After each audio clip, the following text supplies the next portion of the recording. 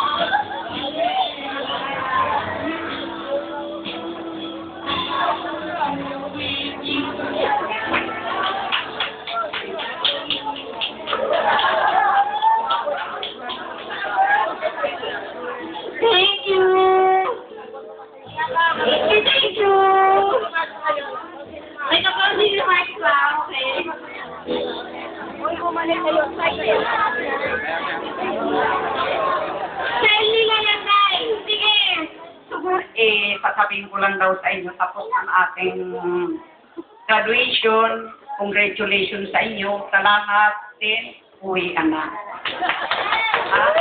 Kayong mga nanay na nagtyaga sa amin ng sungit ni Lola at kayong mga graduate, hindi ako patigilan ang aking pagluha sa aking pasasalamat sa kanila. Pagamat napakatigas ng kanilang mga kalooban para sa akin, pero nagpapasalamat pa rin ako at sila ay nakapagtakot sa araw na ito. At inaasahan ko sa darating na mga araw, kahit na ako nakaupo na tumba-tumba, sa loob ng 4 na taon, mag-iintay ako dito sa inyo kung sino ang babalik sa inyo. Sa inyong mga nanay, minsan ang salita po ay hindi nyo na papagpasensyahan, pero iyan ay para sa inyo.